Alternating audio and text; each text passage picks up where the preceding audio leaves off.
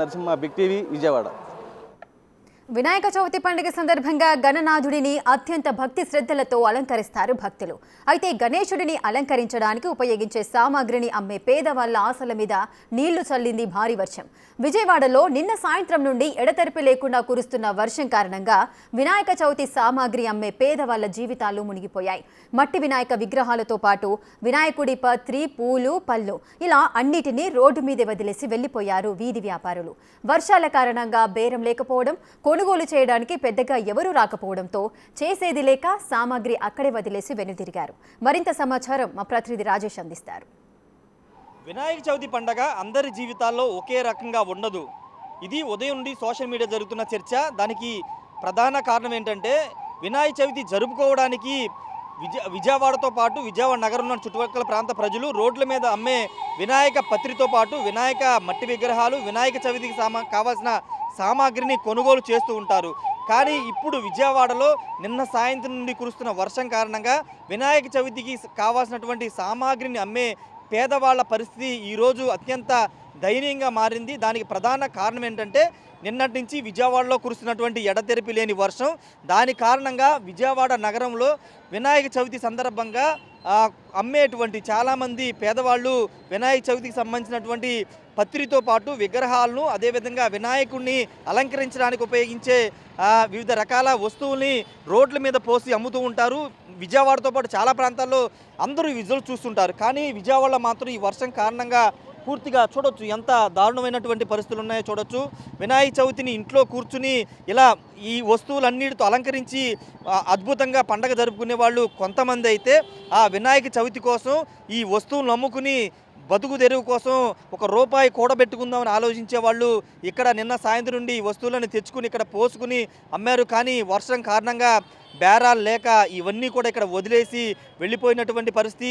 ఈ వస్తువులన్నీ కూడా వినాయకుడి పత్రి కోసం ఉపయోగిస్తూ ఉంటారు. ఈ కాయలు కూడా ఎలక్కాయ అంటుంటారు. ఈ కాయలన్నీ కూడా మనం చూస్తాం, సీతాఫలాలు, ఇవన్నీ కూడా పత్రి కోసం ఉపయోగిస్తారు. వాటిని అమ్ముకుని ఒకరోజు ₹1 సంపాదించుకుందామని చాలామంది ఆశపడి కుటుంబం సహా నిన్నటి నుంచి కూడా వర్షంలో తడిసి అమ్మినా కానీ ఎవరు కొనుగోలు చేయడానికి రాకపోవడంతో ఇవన్నీ కూడా ఇక్కడ వదిలేసి చేసేది లేక నష్టపోయి వెళ్ళిపోయినటువంటి పరిస్థితి.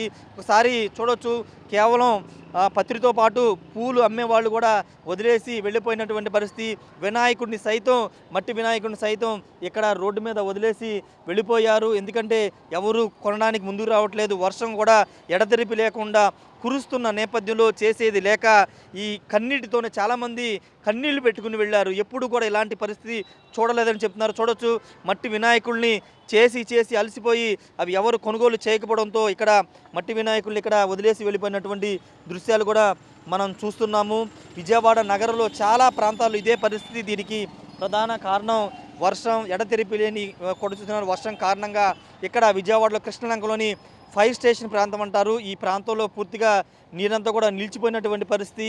ఈ స్థాయిలో వర్షం పడితే మామూలుగా వినాయక చవితి చేసుకోవడానికి చాలామంది ఇష్టపడతారు. కానీ ఈ వస్తువులను ఎవరు కూడా కొనుగోలు చేయకపోవడంతో ఇక్కడ అమ్మే వీళ్ళంతా కూడా ఇది వదిలేసి వెళ్ళిపోయినటువంటి సిచ్యువేషన్ అయితే కనబడుతుంది. వినాయకుల్ని ఇక్కడ తయారు చేసి చాలా వినాయకులు ఇక్కడ వదిలేసి వెళ్ళిపోయినటువంటి దృశ్యాలు చూడొచ్చు. నీటిలోనే ఇలా వర్షం నీటిలోనే తడిసిపోతూ వినాయకుడు నానిపోతున్నటువంటి పరిస్థితి. జనరల్గా మొదటి రోజు నిమజ్జనం ఉండదు. కానీ వీళ్ళు అంటే ఈ చేసిన వాళ్ళు చేసేది లేక వదిలి వెళ్ళిపోవడంతో వినాయకుడు ఇక్కడే నిమజ్జనం కూడా అయిపోతున్నటువంటి పరిస్థితి చూడొచ్చు. ఇటువైపు కూడా ఎన్ని వస్తువులు, 1 కాదు 2 కాదు, వినాయకుడికి సంబంధించినటువంటి ప్రతి వస్తువుని ఇక్కడ అమ్ముతూ ఉంటారు. ఆ వస్తువులన్నీ కూడా ఇక్కడ వదిలేసి వెళ్ళిపోయినటువంటి సిచ్యువేషన్ మనం చూడొచ్చు. ఎంత దయనీయమైనటువంటి పరిస్థితితో చూడొచ్చు. ఈ వర్షం, ఎడతెరిపి లేని వర్షం కారణంగా చాలామంది పేదవారి ఈరోజు పండగ చేసుకుందాం అనుకున్నారు, పండగ చేసుకోలేని పరిస్థితిలో పేదవాళ్ళు ఉన్నారు. ముఖ్యంగా ఈ వస్తువులు అమ్మేవాళ్ళు ఈరోజు చూడవచ్చు సిచ్యువేషన్. ఇవంతా కూడా ఇక్కడ ఇంకా బేరాలు లేక వీళ్ళు కూడా ఇంకా సర్దేసుకునే పరిస్థితి కూడా ఇక్కడ మనకి కనబడుతుంది. విజయవాడలో అయితే ఇంకా వర్షం కొనసాగుతూ ఉంది. చాలా ప్రాంతాలు కూడా జలమయమైనటువంటి పరిస్థితి. 2 రోజుల పాటు వర్షాలు ఉంటాయని అధికారులు చెప్తున్న నేపథ్యంలో ప్రజలందరూ కూడా అప్రమత్తంగా ఉండాలని చెప్తున్నారు. మొత్తం కూడా వినాయక చవితికి ఈ వర్షాలు పెద్ద ఎఫెక్ట్గా మారాయి. ముఖ్యంగా ఈ వినాయక చవితి సామాగ్రి అమ్ముకునే వారి జీవితాల మీద ఒక గుదిబండలాగా ఈరోజు వర్షం మారిందని ఖచ్చితంగా చెప్పుకోవచ్చు.